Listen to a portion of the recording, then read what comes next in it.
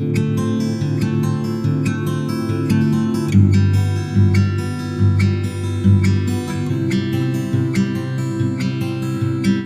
Everyone, question number 33 DK Goyal का है और जो चैप्टर है वो चैप्टर नेम है change in the profit sharing ratio among the existing partners.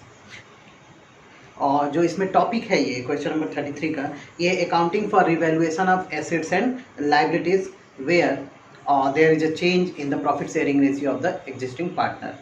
Question जो कह रहा है वो क्या है, A B and C, there are 3 partners A B and C, their profit sharing ratio is 2:1. On March 31st 2018 their balance sheet was as follows। Balance sheet दिया गया है। बैलेंस शीट में क्या क्या है, एसेट्स दिया है land and building 3 lakh rupees, stock दिया है 1,60,000, डेटर्स और कैश एट बैंक दिया हुआ है। लाइबिलिटी साइड में कैपिटल दिया हुआ है तीनों पार्टनर का, जनरल रिजर्व है और क्रेडिटर्स है।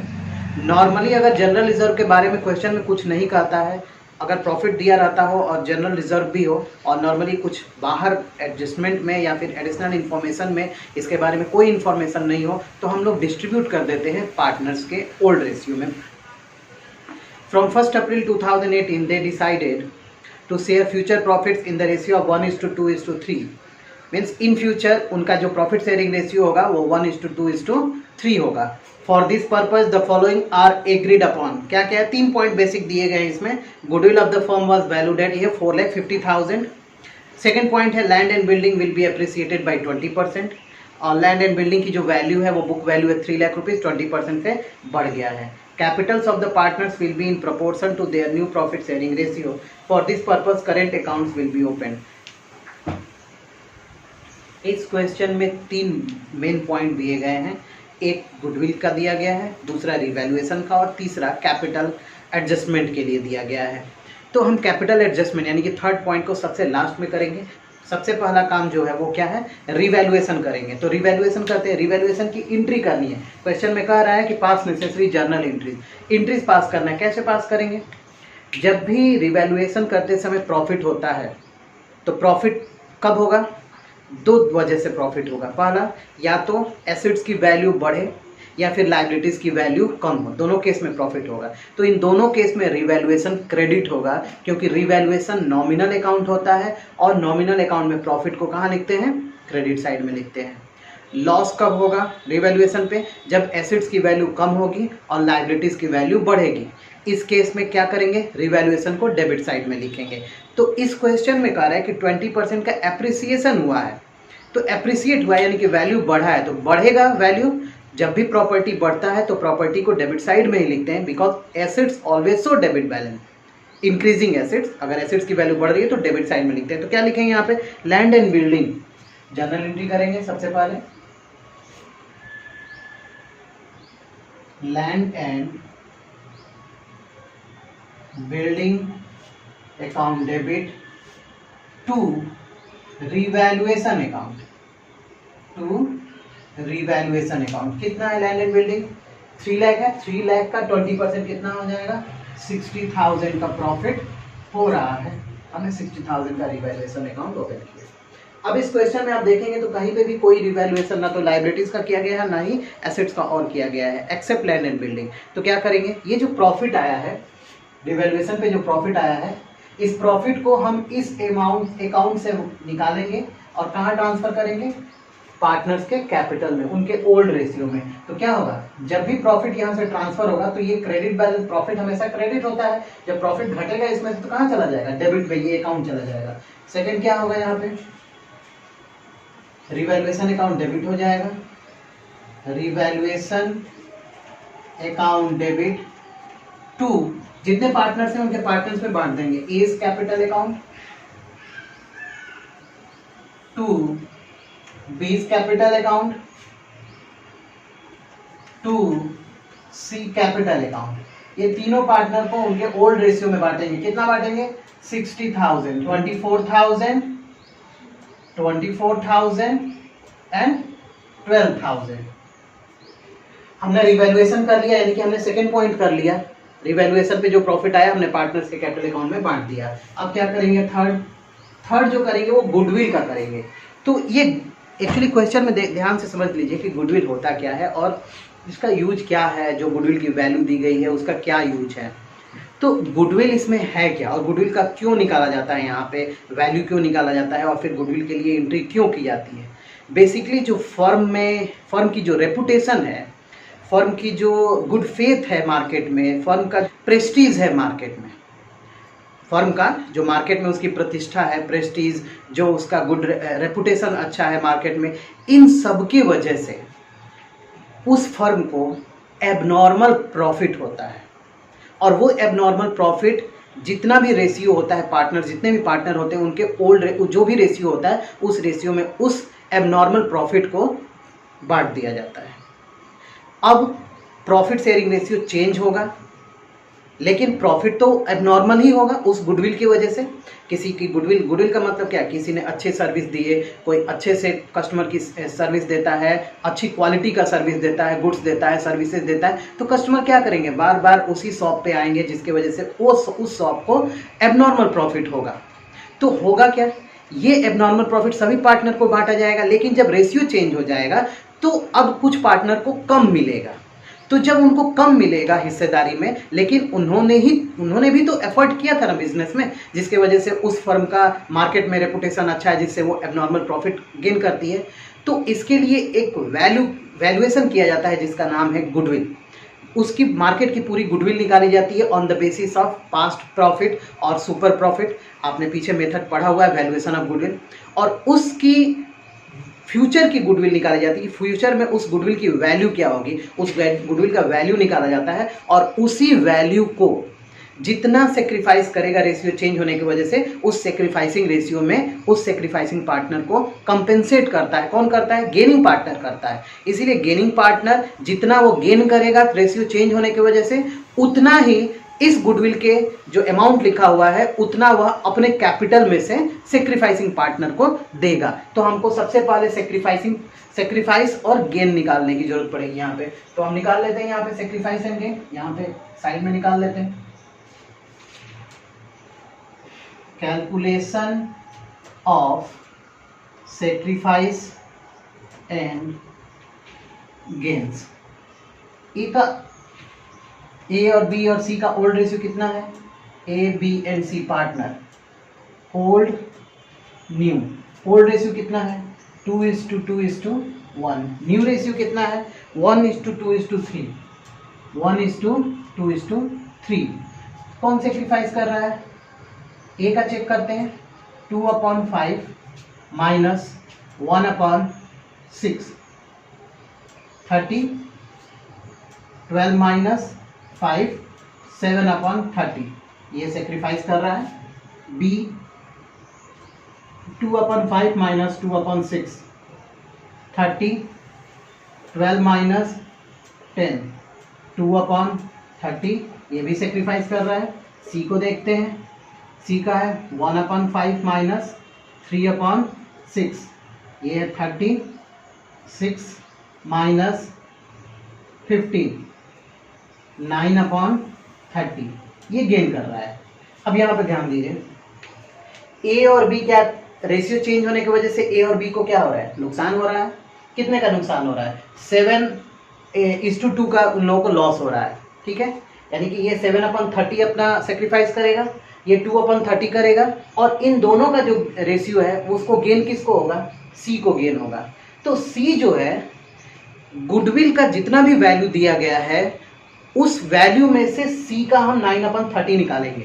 जितना भी अमाउंट आएगा सी अपने कैपिटल से पेड करेगा, क्योंकि गुडविल बनाने में, मार्केट में गुडविल बनाने में फर्म का तीनों पार्टनर का एफर्ट रहा है। जबकि प्रॉफिट अब नेक्स्ट ईयर से किसको मिलेगा, जो गेन कर रहा है उसको मिलेगा ज़्यादा, और जो सेक्रीफाइस कर रहा है उसको कम। इसलिए कंपेंसेट किया जाता है। ये जो वैल्यू होता है केवल कंपेंसेट करने के लिए यूज किया जाता है सेक्रीफाइसिंग पार्टनर को। तो यहाँ पे निकालते हैं गुडविल कितना है फर्म का।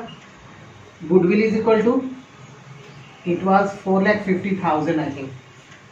Yes, it was 4,50,000. ए को कितना मिल रहा है, A share in goodwill, A share in goodwill कितना है 4,50,000 इंटू 7/30 कितना हो जाएगा, ये 1,05,000। बी का लेते हैं, B share in goodwill 4,50,000 into 2/30, 30,000 इसका होगा। और सी को कितना देना होगा, C share in goodwill 4,50,000 into 9/30, ये आएगा 1,35,000। इसका मतलब क्या है कि इन दोनों पार्टनरों के द्वारा जो सेक्रीफाइस किया जाएगा उतना ही इसको बेनिफिट होगा, और वह उतने ही इक्वल, जितना उसको बेनिफिट होगा उसी के इक्वल यह अपने कैपिटल में से इन दोनों को कंपेंसेट करेगा। तो जब इसका कैपिटल में से इतना 1,35,000 कम होगा, क्योंकि इन दोनों को उसी से कंपेंसेट करना है, तो इसका कैपिटल अकाउंट घटेगा। जब भी कैपिटल घटता है तो डेबिट में हो जाता है, क्योंकि capital always show credit balance. तो क्या लिखेंगे, C's capital account debit to sacrificing partners capital account credit होगा, to A's capital account, to B's capital account. 1,35,000 C के कैपिटल से डिडक्ट होगा और 1,05,000 ए को मिलेगा और 30,000 बी को मिलेगा।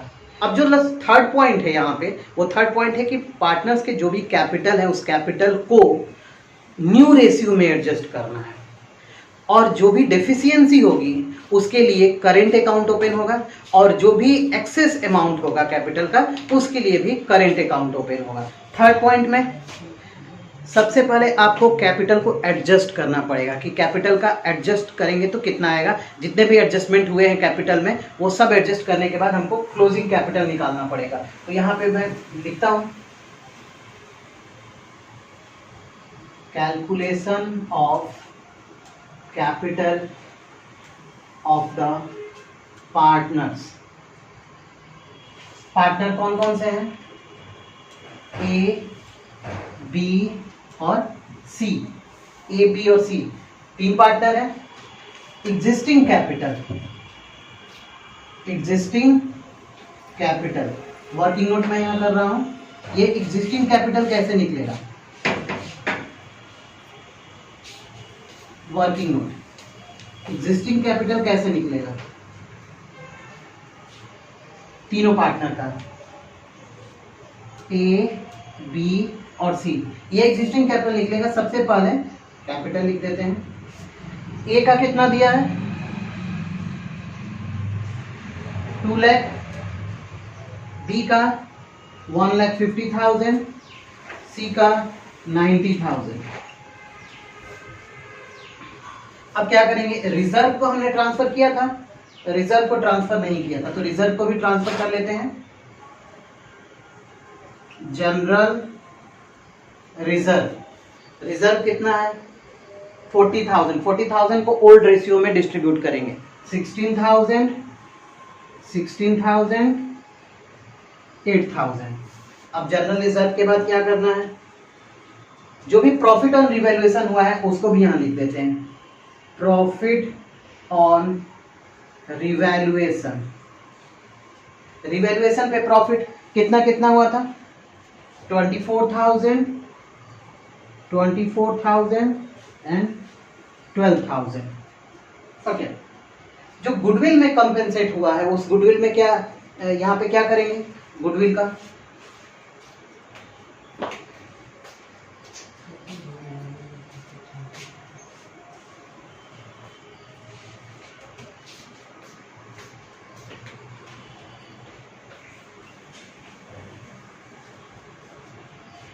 ए को कितना मिल रहा है 1,05,000, बी को कितना मिल रहा है 30,000 और सी कितना देगा 1,35,000। इसको ब्रैकेट में लिख देते हैं क्योंकि ये माइनस होगा यहाँ पे। अब यहाँ पे निकाल लेंगे हम एग्जिस्टिंग कैपिटल,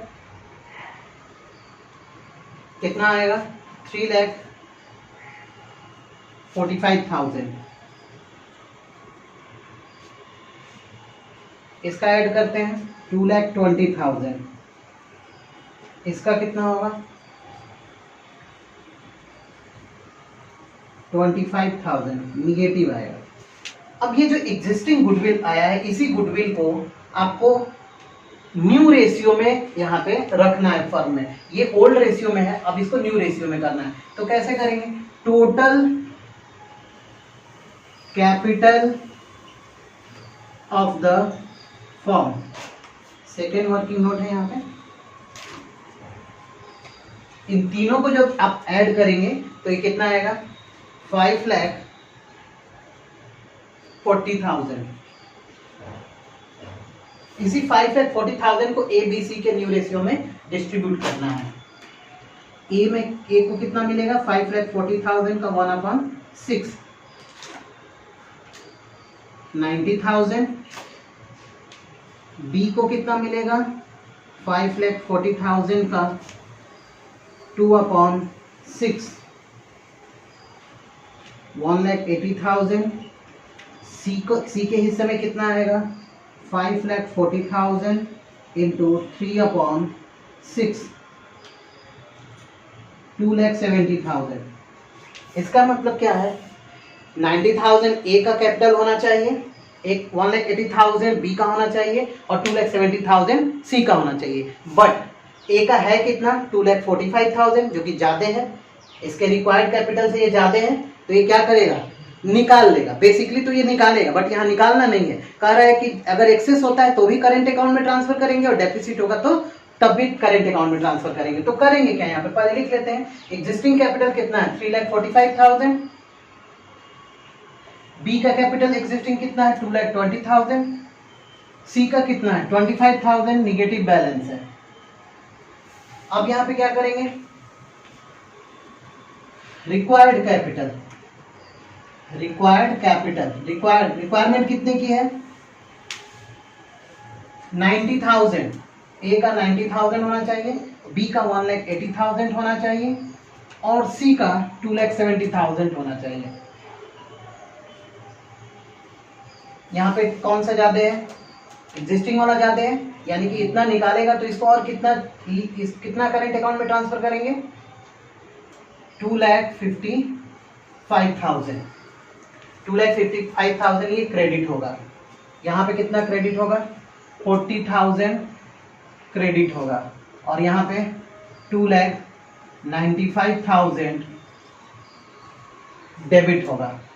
अब यहाँ पे आप देख रहे हैं क्रेडिट ए है, बी भी क्रेडिट है और डेबिट कितना है? सी। यानी कि सी इतना लेकर के आएगा, बट यहाँ लाना नहीं है। कह रहा है कि उतने से करेंट अकाउंट ओपन करेंगे। तो क्या लिखेंगे यहाँ पे? सी के लिए, बी के लिए और ए के लिए एंट्री क्या होगा? जनरल एंट्री क्या होगा इसमें?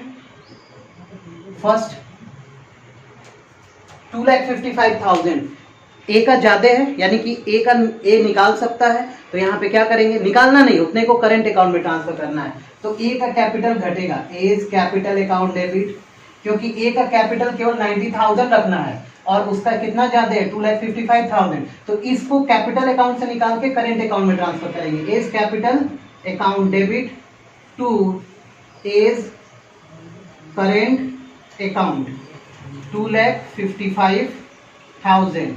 2,55,000। सेकेंड बी का देखते हैं। बी के कैपिटल अकाउंट में चाहिए 1,80,000, बट है कितना? 2,20,000। तो ये कितना? इसका कितना अमाउंट क्या करंट अकाउंट में ट्रांसफर करेंगे? 40,000। तो एंट्री क्या होगा? इसका भी कैपिटल घटेगा। B's capital account debit to B's current account कितना? 40,000। और थर्ड क्या होगा? सी में डेफिशिएंसी है तो सी का करंट अकाउंट डेबिट होगा और उसका कैपिटल अकाउंट बढ़ेगा तो क्रेडिट होगा। एंट्री क्या होगा? C's current account debit to C's capital account 2,95,000। एक एंट्री छूट गई थी जनरल रिजर्व की, उस जनरल रिजर्व की एंट्री हम यहाँ पे लास्ट में कर दे रहे हैं। फोर्थ, जनरल रिजर्व को डिस्ट्रीब्यूट किया जाता है तो जनरल रिजर्व को बांट देते हैं।